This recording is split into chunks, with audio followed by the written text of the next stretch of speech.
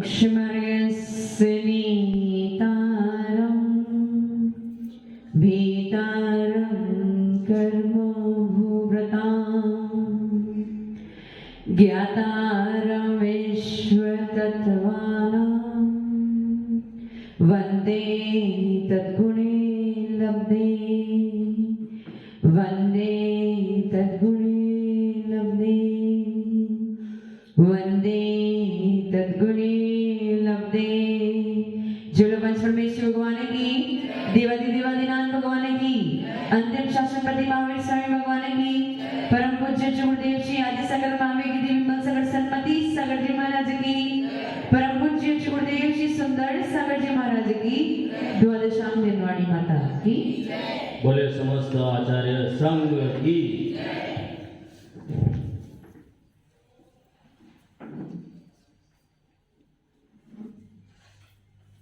कठिन युद्ध में वही योद्धा जीतता है जो बलवान होता है, शक्तिशाली होता है। और इस पूरे 3 लोक में यदि सबसे ज्यादा शक्तिशाली कोई है तो है इस 3 लोक के नाथ अर्थात भगवान। परंतु भगवान के मन में ना राग है, ना द्वेष है, ना कोई इच्छा है, ना उन्हें युद्ध लड़ना है, ना जीतना है, ना हारना है, वो सबसे परे है। तो उसके बाद यदि कोई शक्तिशाली है तो वो है उन भगवान के भक्त जो उनकी भक्ति करने में निरंतर रत रहते हैं। अब वो शक्तिशाली कैसे है? तो आचार्य रविशेन पद्म पुराण में कहते हैं कि भगवान तो कृत्य हो गए हैं, उन्होंने सारे क्रिया कर ली है, सारे कार्य कर लिए हैं, अब कोई कार्य उनके लिए शेष नहीं बचा। ऐसे जो पुण्यशाली आत्मा है, यदि वो सच्चा भक्त होगा तो वो महापुरुषों के अथवा भगवान की हमेशा क्या करेगा? वंदना करेगा, आराधना करेगा, स्तुति करेगा। अपने मुख में केवल उनका ही नाम लिए जाएगा। और जब वो केवल उन महापुरुषों का नाम लेगा तो निश्चित तौर पे इस 3 लोक में उसे पराजित करने वाला कोई भी नहीं हो। कोई योद्धा के पास भले ही कितने ही बड़े शस्त्र अस्त्र कुछ भी हो, कितनी भी बड़ी विद्या हो, लेकिन सबसे बड़ी विद्या, सबसे बड़ा अस्त्र, सबसे बड़ा शस्त्र यदि इस दुनिया में कोई है तो वो है भगवान की भक्ति। आचार्य भगवान कहते हैं कि जो भी जीव अपने मुख से बोलता है, कहीं ना कहीं उसके जो वचन है उसमें अ से लेके जितने भी अक्षर है वही समाहित होते हैं। अक्षर कुछ अलग नहीं है। आप भी वही अक्षर बोल रहे हैं, हम भी वही अक्षर बोल रहे हैं, स्तुति करने वाला भक्त भी वही अक्षर बोल रहा है। तो परंतु जो जिसके वचनों में भगवान की भक्ति ना हो, जिनके वचनों में भगवान की स्तुति ना हो, जिनके वचनों में महापुरुषों की आराधना ना हो, उनके वचन नहीं कहलाते हैं। वो सारी की सारी विकथा के अंतर्गत ही आती है। वो विकथा जो इंसान को पाप कर्म कमाने में सहायता करती है। और पाप जिसने पाप का संचय किया है, निश्चित तौर पे छोटे से छोटा युद्ध हो या बड़े से बड़ा युद्ध हो, उसमें उसकी हार, उसकी पराजय निश्चित है। मानतुंग आचार्य जब उनको 48 सालों के अंदर बंद कर दिया था, विद्या के स्वामी थे, रिद्धियां भी हो सकती हैं, परंतु उन्होंने रिद्धियों का उपयोग भी नहीं किया, विद्याओं का उपयोग भी नहीं किया। क्यों नहीं किया? क्योंकि उनको पता था सबसे बड़ा अस्त्र, सबसे बड़ा शस्त्र मेरे पास यदि कोई है तो वो है मेरे प्रभुवर की भक्ति। यदि मैंने उन आदिनाथ भगवान की भक्ति कर ली तो ये ताले मुझे रोकने वाले नहीं है। और उन्होंने बिल्कुल सही मार्ग अपनाया, चाहे तो वो अपने शत्रु को नष्ट, ऐसी बड़ी बड़ी विद्याओं के स्वामी होते हैं मुनिराज, ऐसे बड़े बड़े रिद्धियों के स्वामी होते हैं मुनिराज, जो केवल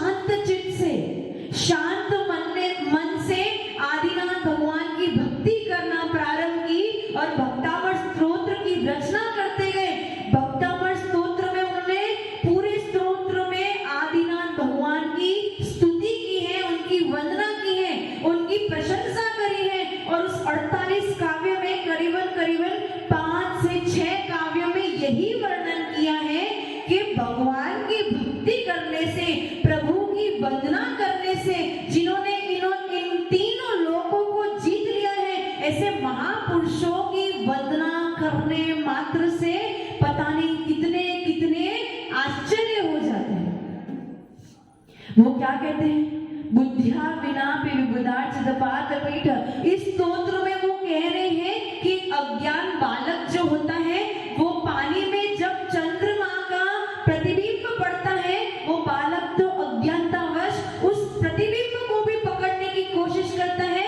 वैसे हम सब भी अज्ञान बालक ही आप अपने आप को बहुत महान सोच रहे हैं कि हम बहुत धनवान हैं, हम बहुत पुण्यशाली हैं, हमने बहुत कुछ संचय किया है, हमने बहुत कुछ प्राप्त किया है। लेकिन मैं आपको कह दूं, देखिए जब सभा चलती है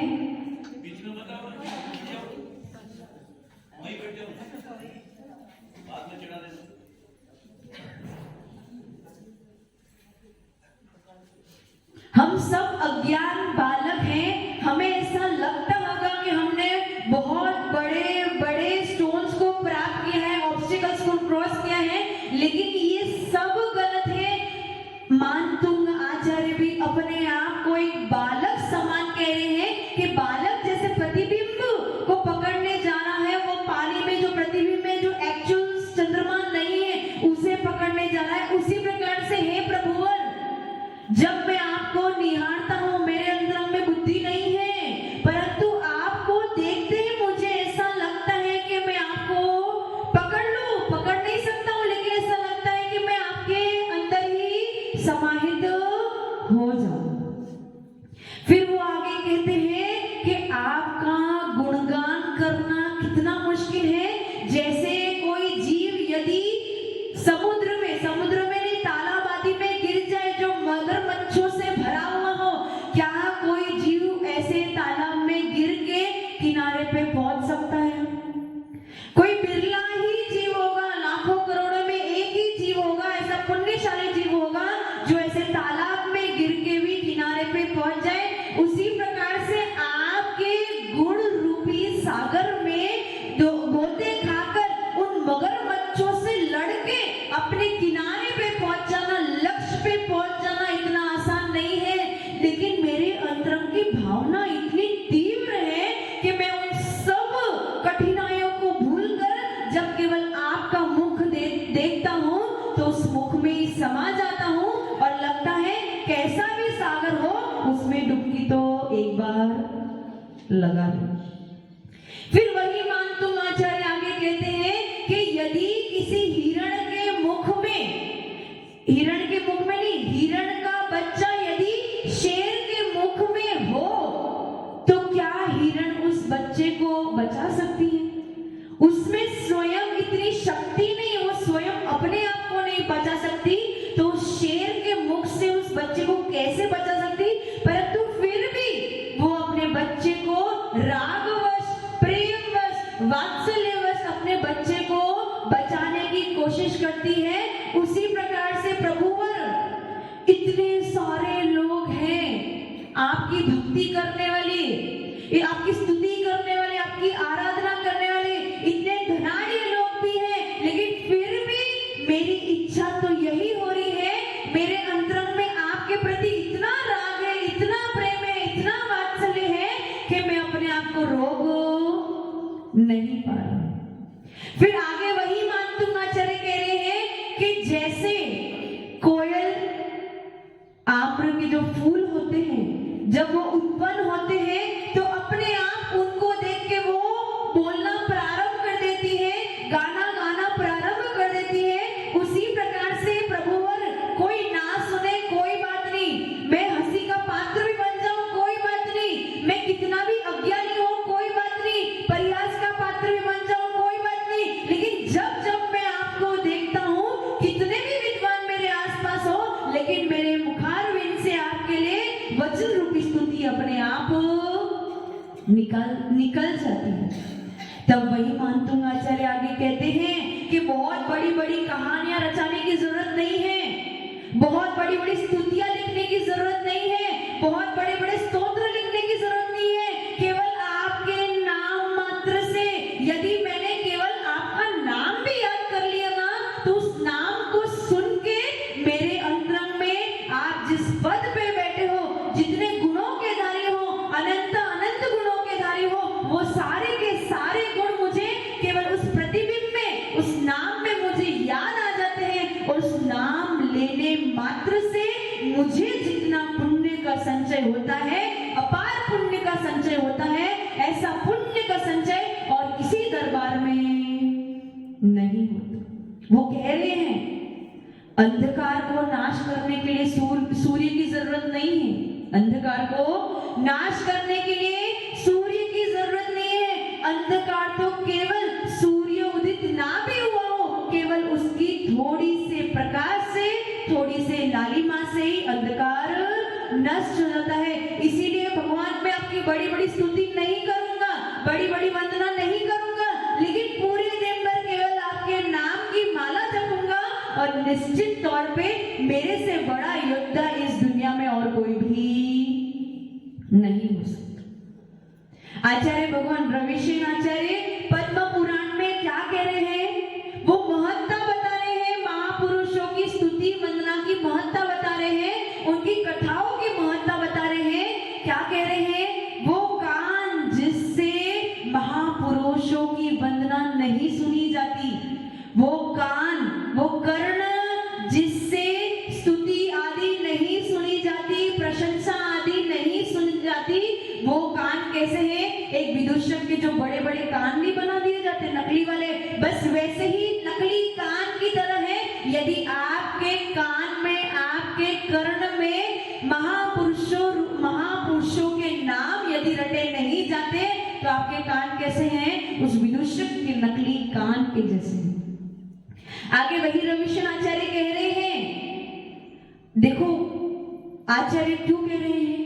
वो आपको बताना चाह रहे हैं कि कितना आवश्यक है प्रभु का नाम लेना, उनकी स्तुति करना, उनकी वंदना करना। कि वो जान रहे थे इस पंचम काल में जहां पे लोगों की मंद बुद्धि होती जा रही है, विनाशकालीन विपरीत बुद्धि होती जा रही है, वहां पे वो प्रभु को भूल के अपने संसार मार्ग में लगे पड़े हैं, निरंतर पाप कर्म के संचय में लगे पड़े हैं। ऐसे पाप कर्मों को लड़ने के लिए यदि कोई केवल एक मार्ग है, क्योंकि आपके लिए संयम लेना तो बहुत दूर की बात है, सूर्य के समान दूर है, चंद्रमा के समान दूर है, संयम की तो कोई बात ही नहीं है। तो एक तरीका यदि पाप को नष्ट करने का है और पुण्य को संचय करना है तो वो है केवल भक्ति। तो रविशेन आचार्य कह रहे हैं, क्या कह रहे हैं? जिसके होठ भगवान की भक्ति में ना हिलते हो, जैसे बहुत से लोगों को मैंने देखा है, क्या करते हैं? भगवान के सामने आएंगे, आंख बंद कर देंगे, मुंह भी बंद कर देंगे, कुछ भी नहीं करेंगे, बिल्कुल शांत हो जाएंगे। और वही व्यक्ति को यदि बाहर भेज दो तो वहां जोर जोर से बोलेंगे भी और आंख फाड़ फाड़ के देखेंगे। तो जहां पे जिसके होठ भगवान की भक्ति में ना हिलते हो, वो होठ कैसे हैं? शंभु जाति के जो जीव होते हैं उनके द्वारा भुक्त जो जोग का पृष्ठ भाग होता है, वैसे ही आपके होठ है जो उसको भुक्त करने में लगे हैं, भक्ति करने में नहीं लगे। जिनके दांत भगवान की भक्ति में ना टकराते हो, उनके दांत कैसे हैं?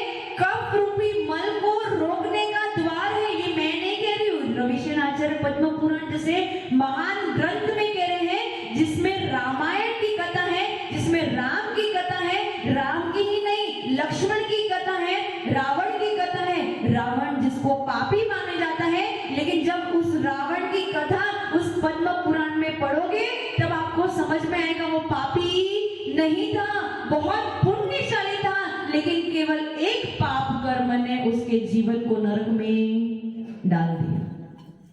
तो वही रविशेन आचार्य कह रहे हैं, जिनके मुख से प्रिय वचन, भक्ति के वचन, आराधना के वचन नहीं निकलते, वो मुख कैसा है?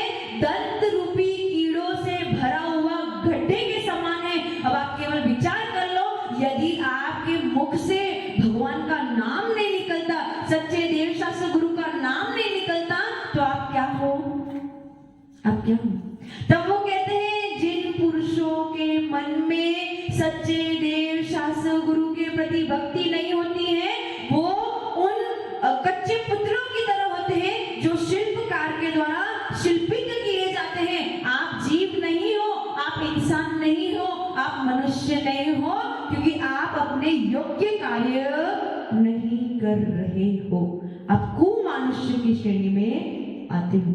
इसीलिए हमें इस बात को समझना चाहिए कि हमें ये मनुष्य भाव मिला है। मनुष्य भाव आपको भी मिला है, मनुष्य भाव अन्य को भी मिला है, मनुष्य भाव सम्यक दृष्टि को भी मिला है, मनुष्य भाव मिथ्या दृष्टि को भी मिला है। लेकिन जो अपने भाव को, जो अपने समय को सदुपयोग नहीं कर रहे हैं, जो अपने भाव को सच्चे देव शास्त्र गुरु की भक्ति में नहीं लगा रहे हैं, वो कुमानुष की श्रेणी में आते हैं। जैसे कोई पुत्र यदि अपनी पिता की सेवा ना करे तो वो कुपुत्र कहलाता है या अपुत्र कहलाता है। उसी प्रकार से जो मनुष्य अपने पंचेंद्रियों का उपयोग करके भगवान की भक्ति ना करे, गुरुओं की सेवा ना करे, तो वो भी कुमनुष्य अथवा अमनुष्य की श्रेणी में आता है। इसलिए आप अपने स्वयं का निर्णय कर लीजिए कि आप कौन सी श्रेणी में हो। और यदि आप पुण्य संचय करना चाहते हो, यदि आप अपने पाप के बंधन को तोड़ना चाहते हो, तो एक सीधा और सरल मार्ग है, प्रभु का नाम जपते रहना। प्रभु का नाम जपते जपते ही एक दिन आप भगवान बन जाओगे और भगवान की श्रेणी में आ जाओगे। ओम नमः सदेव। जय गुरु परम पूज्य श्री गुरुदेव श्री सुंदर सागर जी महाराज की।